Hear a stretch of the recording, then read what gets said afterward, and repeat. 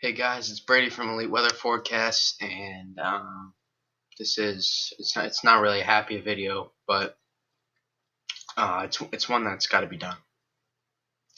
As you all know, Hurricane Dorian is currently bringing devastating conditions to the Bahamas right now, and will likely deplete um, any any land that gets anywhere near the eye wall, and it's incredibly sad. Dorian is currently the strongest storm on the planet. Not even close. Currently at 909 millibars, most likely. Aircraft recon going in there suggested a lower pressure than that 913 last time, so there's a chance those winds could rise in the upcoming hours as well. And there's reason to suggest that this thing is still intensifying, and that's not good. It's not good at all. As you can see here, I mean, some of these winds are just incredible in the future forecast. I mean, 172 knots they're forecasting in about 12 hours, the HWRF. And I'd like to mention this model has been spot on. This model has been spot on in intensity the whole time. It was way above the others intensity, but it was way right. And you know what? I'm not going to rule out the fact that there could be 195 mile. I'm not going to rule out the fact that there could be 200 mile per hour sustained winds. Without a doubt, that is not out of the question.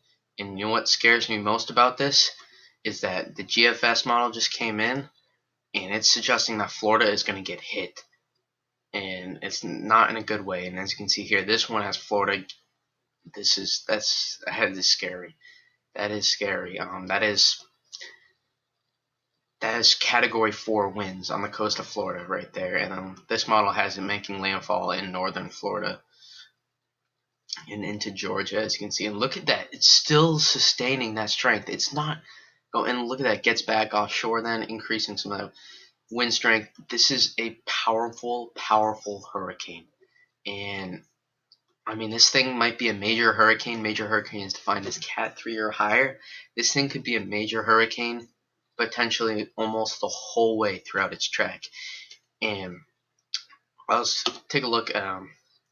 That's just the same model basically. We'll take a look at the HMON hurricane model, and that is just came out this run, and it is suggesting winds out of this world, unprecedented. I mean, there's no place on Earth for these kind of winds. Wow. And it's spot on with what the winds are suggesting now. That's scary. I really hope this does not happen. If this happens, this is devastating. This is horrible. Look how much it has it increasing the wind field.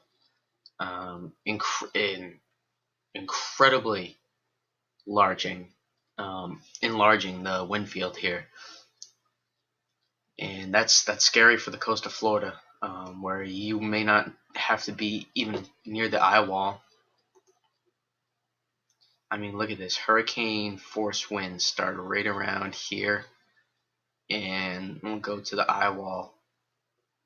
That's just about where the eye wall is.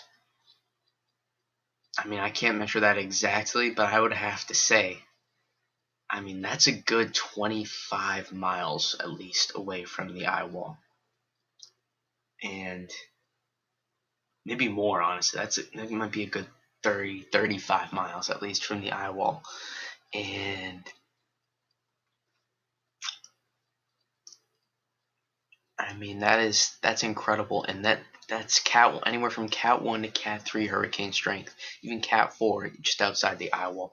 This is an incredibly dangerous storm that I don't think anybody wants to be a part of. This is going to bring devastating impacts for Florida, the Bahamas.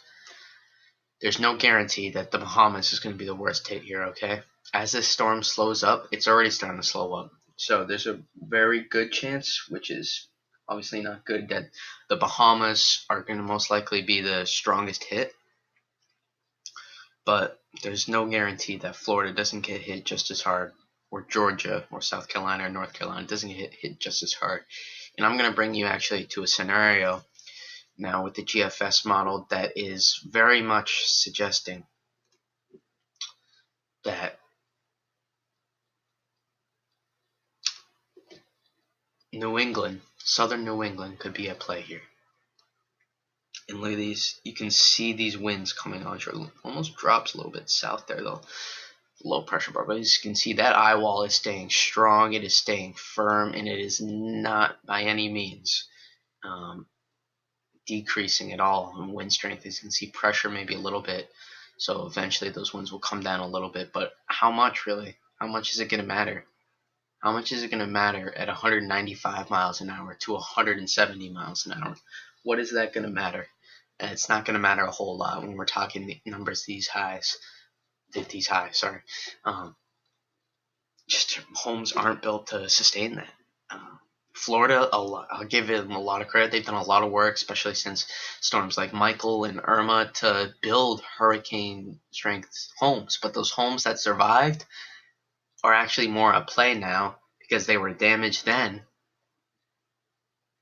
And now we got an even stronger storm potentially coming. So this is just all really concerning for me. I mean, look, that's 205 miles an hour plus. That's over 205 miles an hour to the Bahamas. That's an incredibly dangerous storm. I don't want to know the impacts it's going to have. This is very dangerous, and it's incredibly sad. It's really sad. And take a look at the GFS. This is the most concerning run. The GFS just had a brand new run come in, and it is incredibly terrifying for Florida. Look at that. Hurricane force winds are all up on the coast now. Melbourne, Vero Beach, just getting slammed. I mean, even southern Florida too. Look at that. I mean, that's tropical storm force winds spreading to southern Florida as well. Miami likely seeing tropical storm force winds in this storm as well. I mean, look at that. Yeah, as you can see. I mean, those are wind gusts or sustained winds 50 miles an hour in pretty close to Miami. So this is just raising a lot more concern, this recent GFS model run. And look at that. I mean, that is no good. And look at that. It goes right over the coast of the Carolinas at this point as a Cat 3 hurricane. Strong Cat 2, Cat 3 hurricane over the coast of the Carolinas. And then look at this. This is a lot more concerning too. Look at this. New England might be at play here. New England might be at play here, given this most recent GFS model. Look at this. I mean, these winds, they're no joke. They're no joke whatsoever. These are sustained winds, 55, 60 miles an hour in this range. I mean, look at this. These are 50 mile an hour sustained winds here for the coast. This is a strong storm still. And if this were to move closer to New England, this would be a bad scenario. But if this plays out, this is the worst case scenario where Florida gets hit, Georgia gets hit, the Carolinas get hit, and even good portion of Virginia gets hit. And look at this, the Mid-Atlantic, this is southern Maryland, this is southern Delaware, even parts of Jersey seeing tropical storm force winds, even close to hurricane force winds, sustained hurricane winds there. And look at that. I mean, Jersey, southern Jersey, Ocean City, Atlantic City, Cape May, getting hammered here with close to 60 mile an hour sustained winds. Southern Delaware getting hammered. There is no doubt that this is a massive and strong storm.